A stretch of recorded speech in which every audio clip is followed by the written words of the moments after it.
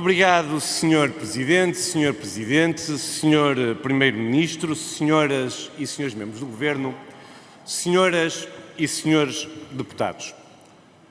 O debate começou com as perguntas colocadas pelo Secretário-Geral do Partido Socialista e com as considerações feitas à volta da situação política que vivemos, a aprovação ou não aprovação, a viabilização do Orçamento do Estado para 2025 por parte do Partido Socialista. Ouvimos, Sr. Primeiro-Ministro, o Secretário-Geral do Partido Socialista vir hoje a este debate dizer: aqui o centrista sou eu. E é o mesmo Secretário-Geral do Partido Socialista que cita Marx nos congressos do Partido Socialista e que foi o guru da geringonça. Este é que é o grande centrista que hoje aqui se apresenta. É o mesmo secretário-geral do Partido Socialista que hoje cita, para suportar as suas posições políticas, os relatórios do FMI, que zurzia no FMI e que fazia tremer as pernas dos banqueiros alemães.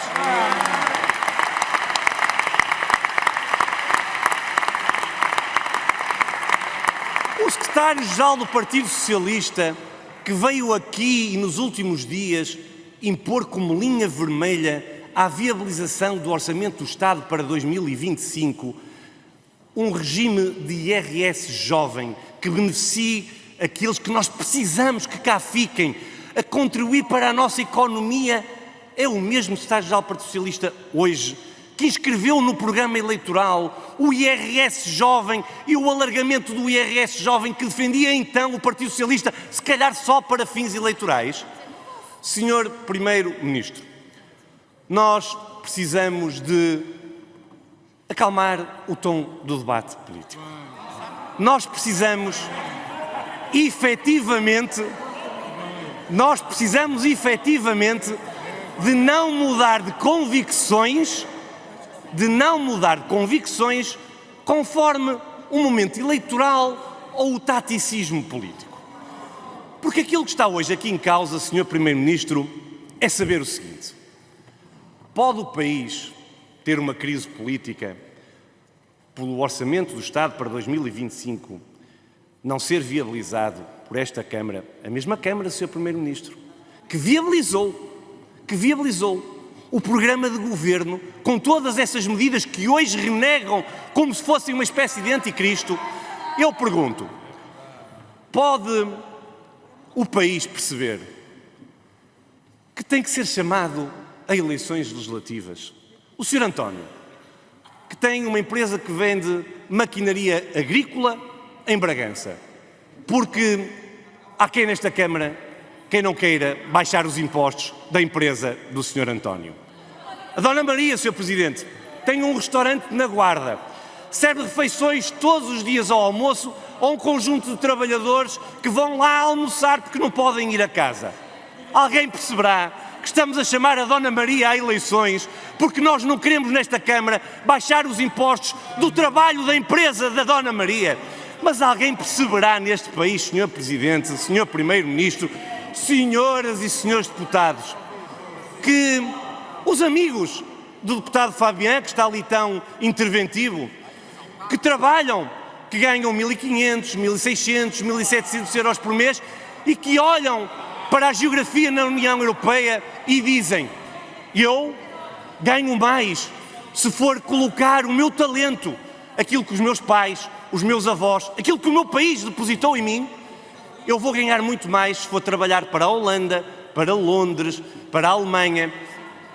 É possível perguntar ao tal amigo do deputado Fabian se ele entende que vai ser chamado para eleições legislativas porque este Parlamento não lhe quer baixar os impostos e que não quer que ele tenha mais rendimento líquido ao final do mês?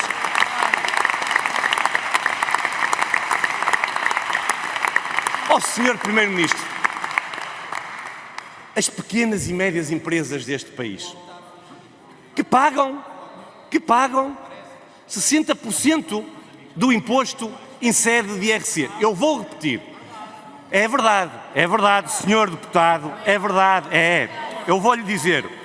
As PMEs em Portugal pagam 63% da percentagem do imposto liquidado em sede de IRC. O Sr. Deputado anda a criar uma narrativa que é falsa, que é manifestamente falsa. É verdade que é a narrativa, Sr. Primeiro-Ministro. Abanam o papão de que o Governo quer baixar o IRC sobre as grandes empresas. Esquece-se de dizer que as PMEs em Portugal, que constituem o grande tecido empresarial desta nossa economia, deixe-me dizer já agora, quem me dera, a mim, a esta bancada, e tenho a certeza ao país, que essas PMEs fossem todas elas grandes empresas. É para isso que o Governo deve trabalhar, para termos mais grandes empresas em Portugal.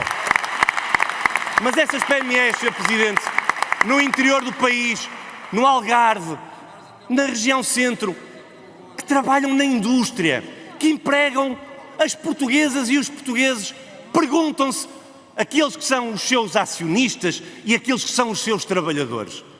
Mas nós vamos a eleições porque há um partido que governou os últimos 8 anos e não quer baixar os impostos sobre aquilo que é os lucros dessas empresas para poderem pagar melhores salários, aumentarem o seu investimento e capitalizarem as suas empresas. Mas diz o Partido Socialista, Sr. Primeiro-Ministro, bem, mas isso é o que nós queremos. Por um lado, eles não querem a redução da taxa nominal do IRC porque acham que isso é só para as grandes empresas. E dizem, olhem lá para fora, ninguém faz isso. Pois não, Sr. Deputado Pedro Nuno Santos, porque praticamente nenhum país tem a taxa nominal que nós temos no IRC. Já são muito mais competitivos do que nós na captação de investimento estrangeiro. Mas sabe, Sr. Deputado Pedro Nuno Santos, se nós olharmos só para as empresas que terão um benefício fiscal em sede de IRC, que possam, por exemplo, aumentar salários, que possam, por exemplo, capitalizar mais as suas empresas, como o senhor defende, deixe-me dizer-lhe, porque o senhor está errado outra vez e está em contradição. As empresas, infelizmente, em Portugal, que podem aumentar os salários e capitalizar isso mais, são precisamente as empresas que o senhor diz que não quer ajudar, são as grandes empresas em Portugal. É verdade, é uma contradição no seu modelo económico. Senhor Primeiro-Ministro, o país confia na capacidade de diálogo do Governo. Há uma reunião marcada, agendada, para o final deste debate quinzenal entre o Sr. Primeiro-Ministro e o Secretário-Geral do Partido Socialista. Devo-lhe dizer que, arrogando-me mesmo, a falar em nome da esmagadora maioria dos portugueses, todos eles quererão que o Sr. Primeiro-Ministro e o Secretário-Geral do Partido Socialista tenham o bom senso, a flexibilidade, o sentido de Estado de pôr o interesse nacional acima de qualquer interesse meramente eleitoral. Mas também lhe quero dizer, Sr. Primeiro-Ministro, é que é o mesmo país que todos os dias, na opinião publicada, diz que o país precisa de estabilidade, precisa de previsibilidade e diz mais.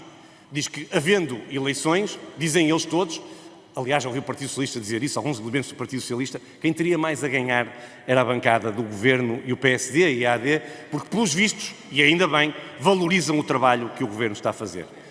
Eu quero que fique muito claro a pergunta que lhe vou fazer e uma resposta direta. Tem o Governo interesse em que haja eleições antecipadas e que o país fique para trás na execução do PRR, na captação do investimento estrangeiro, naquilo que foram os acordos que nós conseguimos com professores, enfermeiros, guardas prisionais, forças e serviços de segurança, em toda a transformação estrutural que estamos a fazer?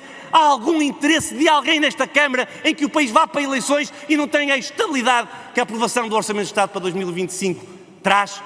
Não creio, mas queria a sua resposta. Para terminar, Sr. Primeiro-Ministro, na última semana, mais uma vez na prova da capacidade de diálogo, e queria por isso cumprimentar o Governo conseguiu um acordo de concertação social com vários parceiros. Com parceiros sindicais, com confederações de trabalhadores, com confederações do turismo, com a CIP, com a CAP. Devo dizer, Sr. Primeiro-Ministro, que ninguém estava à espera que a CGTP assinasse, portanto, sobre isso também não quero perder muito tempo. É com aqueles que têm mesmo vontade de fazer e de negociar e de puxar o país para a frente. A CAP também assinou esse acordo e o Sr. Primeiro-Ministro tinha uma promessa eleitoral. A promessa eleitoral do Sr. Primeiro-Ministro era um compromisso muito forte com o mundo rural e com a agricultura portuguesa. O Sr. Primeiro-Ministro disse em campanha eleitoral muitas vezes que queria corrigir um erro deixe-me dizer-lhe, mais um erro crasso da governação do Partido Socialista, que foi a extinção tout court das direções regionais de Agricultura e Pescas. O Sr. Primeiro-Ministro comprometeu-se com o país, mas comprometeu-se designadamente com o mundo rural e com os agricultores portugueses em olhar para a agricultura como prioridade e em reverter esta situação. A CAP assinou o acordo e a CAP, nós sabemos, foi um dos grandes contestatários, e bem, à decisão do Partido Socialista. Queria perguntar ao Sr. Primeiro-Ministro se já há alguma decisão tomada sobre essa matéria e se pode hoje garantir ao Parlamento e ao país que mais uma das suas promessas eleitorais está ou não está cumprida. Muito obrigado.